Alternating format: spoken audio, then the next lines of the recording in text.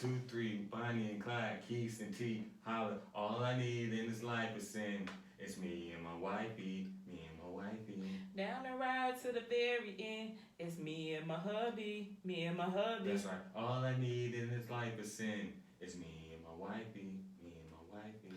Down the ride to the very end. It's me and my hubby, me and my hubby. Break it down for me, T. If I was your wifey, I'll be there for you when somebody hurt you, even if the somebody was me.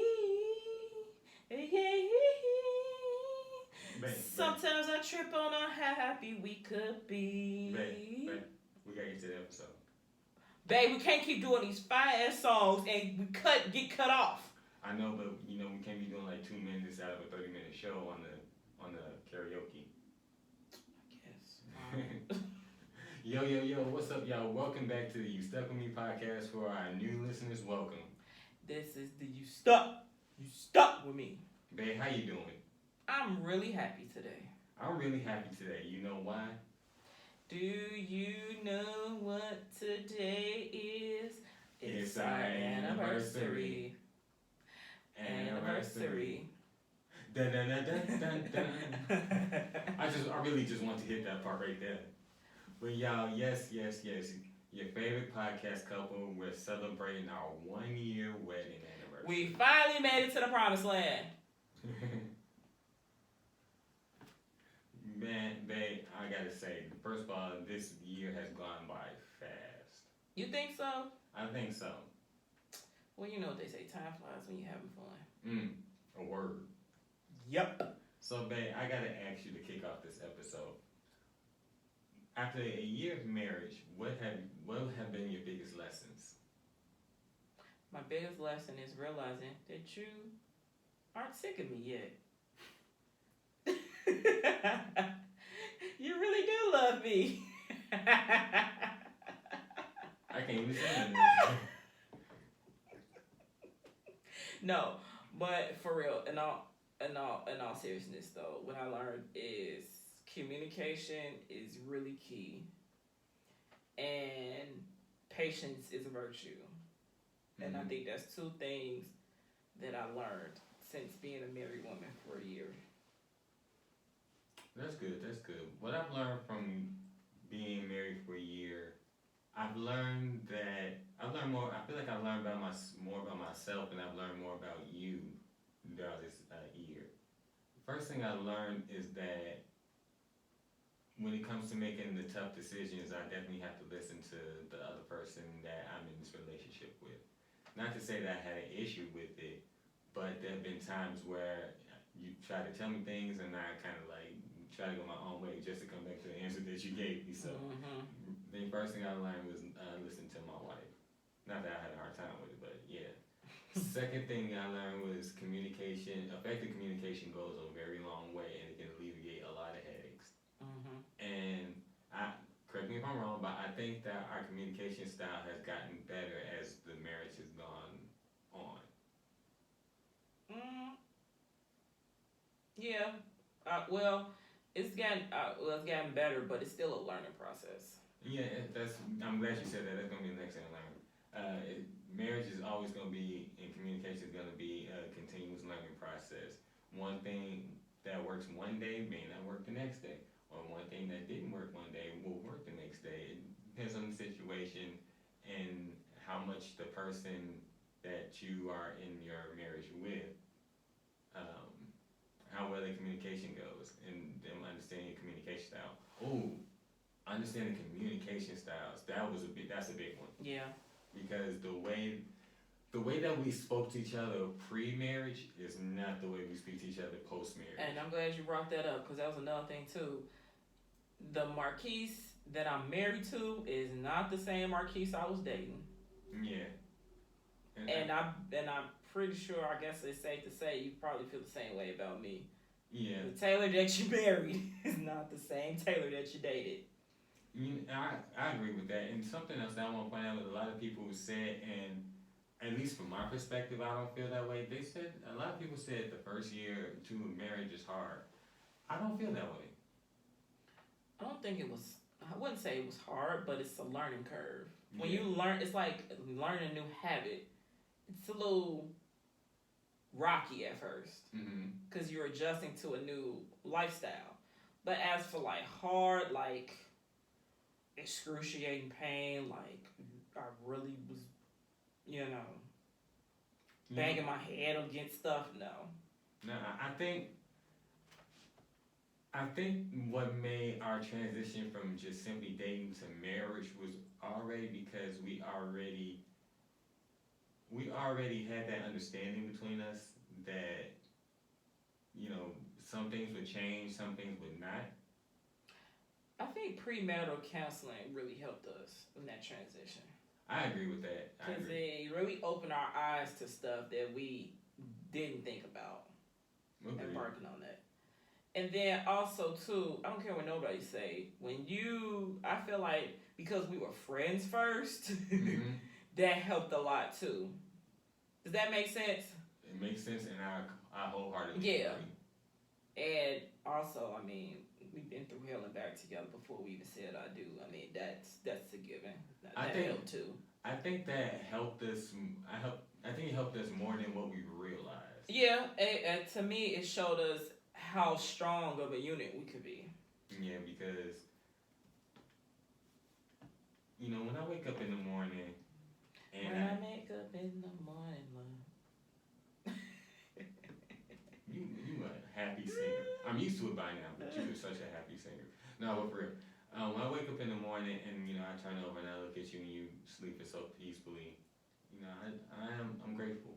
I'm grateful because with everything that I've been through recently and with everything I've been through in my life, God saw fit to introduce me to this beautiful woman who's got the grace and the mind and the beauty of everything that I searched high and low for. And I'm just looking forward to us spending the rest of our lives together and tackling on anything and everything that comes our way. You trying to make me? I tell you about trying to make me cry. I'm a gangster girl. I'm not trying to make you cry, but I was just, telling you from the bottom of my heart how I feel. I know sometimes you can't stand my black ass because I play too much, but Baby, I'm glad we come to that mutual understanding. but deep down my heart, you know how I feel, and I know you told me a couple of times it's best to hear it and just for you not to assume it. So just want to tell you so you can hear it. Oh, look at you using that effective communication. I see you. I see ya. But no,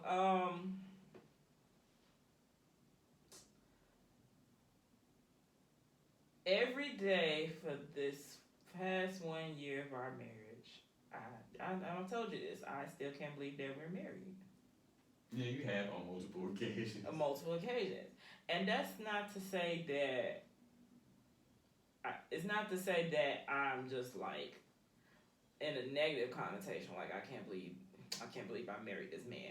No, it's more of like I go back to when I first told you that you were gonna be my boyfriend and you're gonna be my husband and you're gonna be my baby daddy, and to actually see it come into fruition, like it's just like one of my manifested dreams is happening, and I get to live in it, And another thing I get to enjoy every day is to see you blossom more into this man that I know God has created to take the world by storm.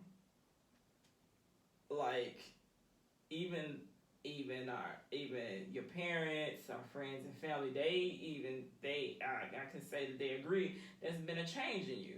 Like you're more vocal, you're more confident. Like the conversation we had with your dad a while back. Like it just takes that special person to bring that out of them. Mm-hmm. So it's just seeing you just like stand in your purpose and be confident and be able to walk into the room, amongst all these people, some that may have higher titles or maybe in the same level playing field as you, just walking there in confidence, like, you know what? I got this. I'm that man. Only because I'm your wife. You know, so that just makes me feel all warm and fuzzy, like I have a part in this man's growth, and I didn't even really do anything for real. Well, first of all, I appreciate the compliments and everything that comes with it. Well, I gotta tell you, I'm really having fun in our marriage. I really am. And just to celebrate everything that we've done, from making our first big purchase together to going out on dates And men are our heroes, cause let's not bypass that. We weren't even married 6-7 months, and we met the Ellises, bruh. It don't get better than that.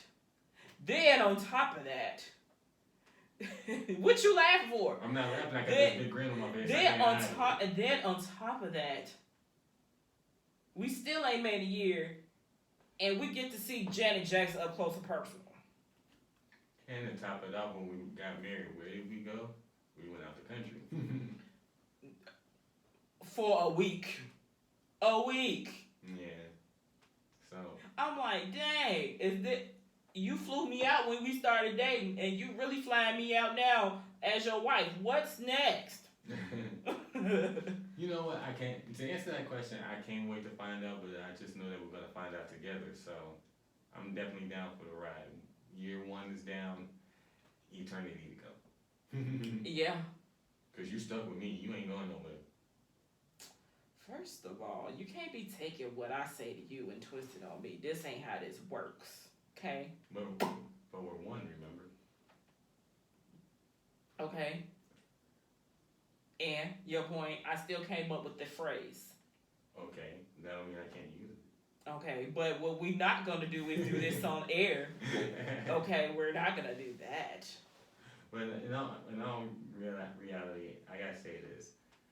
Ever since we've been married, I've watched you grow in a lot of different areas that you didn't know that you would be able to grow in, and that you also had. I've watched you become flexible and maneuver in different ways that you previously didn't do.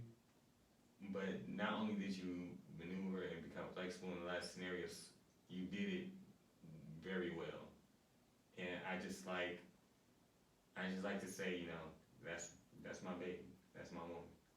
There goes my baby. I knew you were gonna start singing that. Ooh, look at you.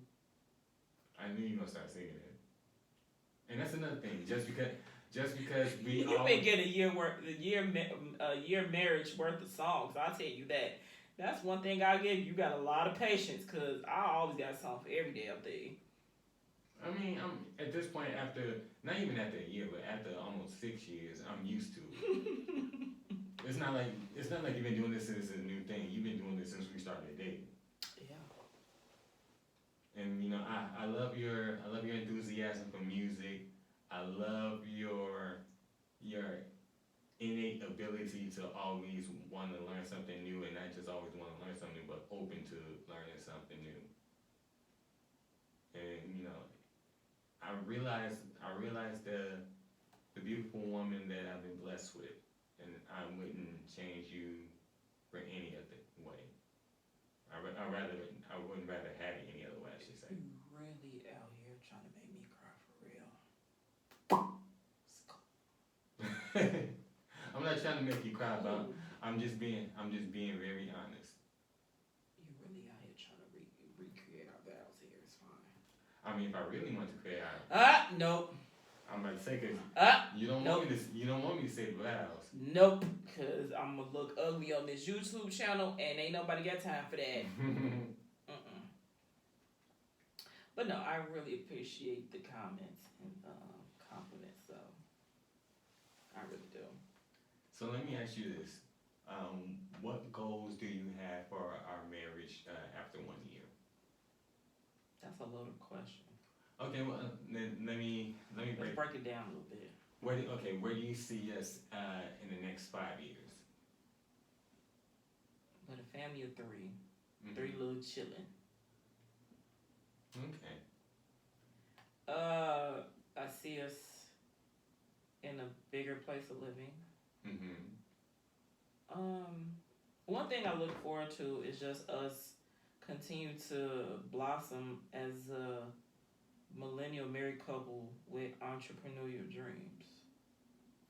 Now that's one thing I'll say that's been the fun part of this year of marriage. Like us just coming together, trying to just bouncing ideas off each other, Mm-hmm. and actually coming to fruition. Like I never thought in a million years that I'd be sitting here doing a podcast with my husband, Mm-hmm. or doing any type of business venture with my significant other, because it's always been one sided in the past. Well, of course, not with you, but before you came around. Mm-hmm. Just have someone that has that same entrepreneur spirit like I do, or was we call it, as you say, I have the hustler's mentality. Oh, speak of that, I'm glad you brought that up. I love your hustler's mentality. I really do, because you have this innate thing to like, okay, I'm gonna forget it. I'm gonna get it myself, and I'm gonna get where I want to go. And that's the thing. I never thought of it as a hustle mentality. It's just mainly of, I'm just thinking of, I can't let grass grow under my feet. Mm-hmm. I can't wait till somebody give it to me. Like I feel like I can go out and get it faster than waiting till somebody give it to me. I agree. I get why you say that.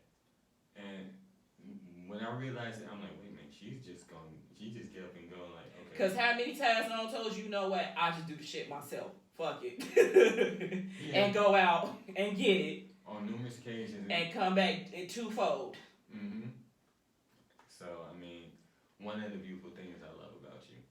So, you can tell them, I don't brag about myself a lot, but one thing I will say, and I'm saying this camera now, if you don't say nothing else about me, about being a wife, I was with Marquis shooting in the gym. She was, especially during the beginning recovery stages when I was diagnosed with cancer.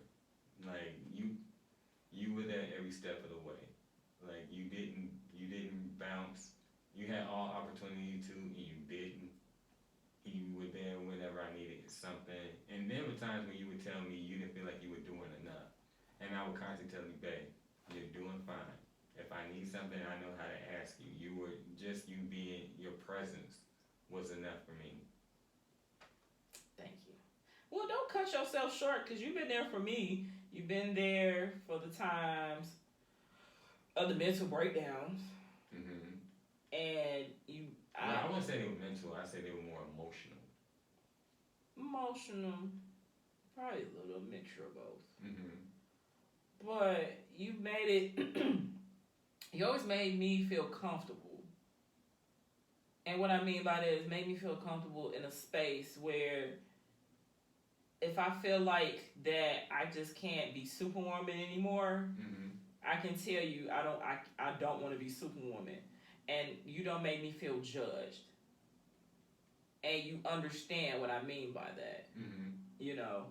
Or you always made a safe space where I can be open. After being years of just feeling like I gotta be stoic or hard and be that good example for everybody. Like, oh, I've been through bullshit A, bullshit B, trauma this, trauma that, and I just gotta be strong so everybody can else know to be strong. No, you told me hey, if you gotta cry, cry. If you gotta yell, yell. Or even the times you told me like, hey, if you feel like that you just need some time to yourself that's away from me, that's fine too. I can go in another room. If you want to just sleep, cry it out until you feel better, so be it. So that's one thing I really appreciate you for. Like, there's not too many people out there that understand when someone said that I'm tired, physically and mentally. Because the first thing is like, oh, don't be tired. Just shake it off. No, you never have done that. You sit with me and just be like, okay, like, how are you feeling? Mm-hmm. Did you eat today? Like, simple stuff like that. And that's the main thing. That's like one thing I really appreciate you for. And then your nurturing spirit. Because I don't think I ever met a man that was like really that nurturing or had any nurturing qualities like that. I mean, to me, truthfully honest, you're actually the first person that's ever told me that I had a nurturing spirit or had nurturing qualities. I never considered. Yeah, you're a myself. nurturer. I mean, when you first told me that, that was a new concept to me, and at first I was like, okay. I mean, it's something that she sees, and then you repeatedly tell me that, and I was sitting there thinking about like, what is it that makes me so nurturing? And you explained it. I'm like, fair enough. And I started to understand it. And I started to not only just get it, but accept it. Yeah, it's no different from when you tell me I have a way with words, or I have this aura about me that makes people feel like they're at home. At first, I ain't never heard of that. I'm like, what does he mean? Like, is she just blowing smoke up my ass at the time or what? But no, when you sat down and explained to me, like, it's this feeling that people get, because you have felt it too before we first started dating. Like, it just feels like a warm embrace. Like, somebody come ask me for an encouraging word, I give it to them, but I never really thought of the impact of it, because like I said, 98% of the time when I give encouraging advice, stuff like it comes from experience. The other percentage comes from I'm telling you something that I wish somebody else would have told me. It's good that you say that, because initially when we first started, discussing that, I honestly thought that, me personally, just thought that your best